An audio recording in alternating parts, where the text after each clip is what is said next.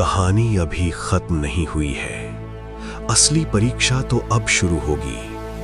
तो आइए मिट्टी, सपनों और हौसले की इस यात्रा को एक बार फिर साथ मिलकर देखें। The Potter maker part 2।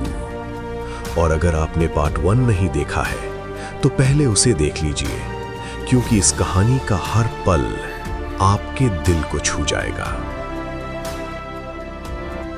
अगले साल अरिनला सेंटिला को नदी किनारे ले गई, जहां ग्रे और रेड क्ले मिलती थीं। उसने सेंटिला को सिखाया कि दाव से मिट्टी कैसे खोदते हैं, उसे अपनी पीठ कर टोकरी में कैसे लाते हैं और फिर वर्कशेड के ट्रफ में भिगोते हैं। उसके बाद सही अनुपात में उसे बांस के सिलेंडर में भरकर कैसे कूटा जाता है। सेंटिला जल्दी सीखने वाली थी और उसने मिट्टी को नरम और लचीला आटा बना दिया, लेकिन जब उसने उस लोथड़े को घुमाकर घड़ा बनाने की कोशिश की तो वो उसे ठीक से पकड़ भी नहीं पाई। माँ एक कोने में बैठी रही और लड़की को बार बार कोशिश करते हुए देखती रही। सेंटिला शर्म और निराशा से सिर झुकाए खड़ी थी। तब अरिनला ने खुद काम संभाल लिया और उसी मिट्टी के लोथड़े को एक सुंदर घड़े में बदल दिया। ये अभ्यास लगभग 1 साल तक चलता रहा, लेकिन सेंटिला अपनी माँ से कुछ भी सही तरीके से नहीं सीख पाई। I think I have it. Yes, you're doing it. अगले साल जब सेंटिला उम्र में बड़ी हुई तो परंपरा के अनुसार उसे कुछ रातों के लिए लड़कियों के डॉर्मेट्री में रहने भेजा गया। वहाँ एक दयालु मध्यम आयु की विधवा रहती थी, जिसे लड़कियां ओनुला या आंटी कहती थी। उसे सेंटिला के परिवार में चल रहे मतभेद के बारे में पता था और उसने मन ही मन ठान लिया कि वो हर संभव तरीके से लड़की की मदद करेगी। एक शाम जब सब लोग म्यूजिकल इवनिंग में गए थे और सेंटिला अकेली रह गई थी, ओनुला ने देखा कि वो चुपचाप अपनी टोकरी से मिट्टी और औजार निकाल रही है। उसने सेंटिला की अनाड़ी कोशिशें देखीं और महसूस किया कि वो बहुत तनाव में है। इसी कारण मिट्टी जैसे सही आकार लेने से इनकार कर रही थी।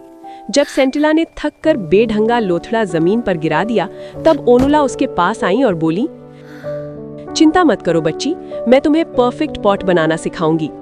Don't worry, little one. I shall teach you how to make a perfect pot. सेंटिला आश्चर्य से देखती रह गई जब ओनुला ने एक सुंदर घड़ा बना दिया और उससे फिर से कोशिश करने को कहा। सेंटिला ने मिट्टी का एक और गोला लिया और पहले कभी ना महसूस किए गए आत्मविश्वास के साथ फिर से प्रक्रिया शुरू कर दी, ठीक वैसे ही जैसे अभी-अभी उसे बताया गया था। इस बार उसने एक सुंदर घड़ा बना लिया।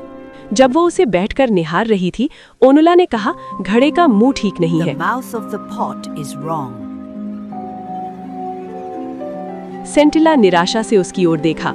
ओनुला मुस्कुराई और बोली, अगली बार जब अपनी माँ के साथ काम करो तो ध्यान से देखना कि वो घड़े का मुंह बनाते समय क्या करती हैं। तुम तेज सीखने वाली हो, तुम जरूर अच्छा करोगी। When you work with your mother next time, watch her carefully when she is shaping the mouth of the pot. You are a quick learner and you will do well. अगले सत्र में सेंटिला ने गौर किया कि उसकी माँ बायां हाथ और स्पैचुला कैसे पकड़ती हैं, मुंह बनाते समय गति को कैसे धीमा करती हैं और कैसे लंबी पतली पट्टी जोड़कर किनारा बनाती हैं। फिर एक चमकीले धूप वाले दिन अरिनला ने कहा कि उन्हें जितने हो सके उतने घड़े बनाने चाहिए, वरना धूप कम पड़ जाएगी और वो उन्हें सुखा नहीं पाएंगी। वे सुबह जल्दी शेड में काम शुरू करने पहुंची। हमेशा की तरह अरिनला ने जल्दी से एक बैच पूरा कर लिया और सेंटिला से आगे काम संभालने को कहा। सिर दर्द और पीठ दर्द की शिकायत करते हुए वो बाहर चली गई और सेंटिला से कहा कि जितने हो सके उतने घड़े बनाए। सेंटिला आश्चर्यचकित हुई और संकोच के साथ आटे जैसी मिट्टी को अपने बाएं हाथ के साथ सही तालमेल में कूटना शुरू किया। कुछ ही देर में उसे समझ आ गया कि घड़ा तैयार है।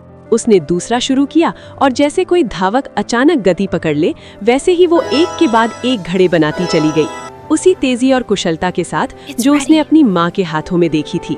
Next one. आखिर जब उसने अपनी कतार देखी तो पाया कि वो अपनी माँ की गिनती से सिर्फ एक कम थी। 13, 14, 15, 16. I made all these. मेहनत से थकी हुई वो घर के अंदर माँ के साथ लंच करने गई। दरवाजे की चौखट पर पहुंचते ही उसने देखा कि उसकी माँ जमीन पर पड़ी है। वो सांस नहीं ले रही थी।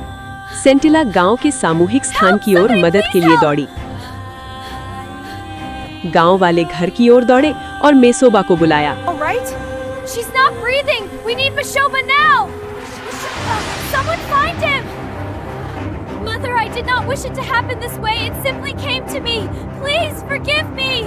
अगली सुबह जब अरिनला का शरीर घर से बाहर ले जाया जा रहा था, सेंटिला पीछे दौड़ती हुई रो रही थी। माँ, मैं ऐसा नहीं चाहती थी। ये तो बस मुझसे हो गया। मुझे माफ कर दो। जो लोग उसकी बात सुन रहे थे वो उसका अर्थ नहीं समझ पाए, सिवाय ओनुला के।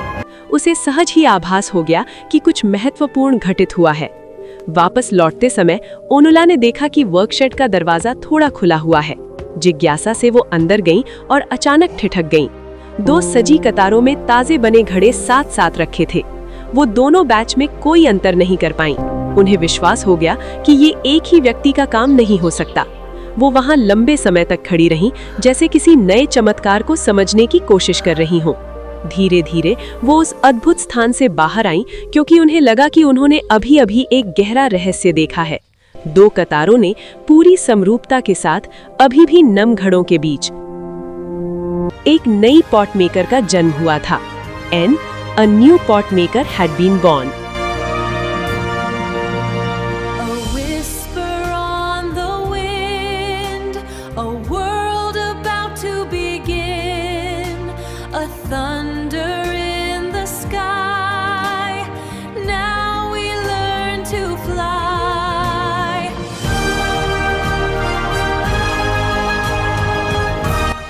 For more animation videos, subscribe this channel now.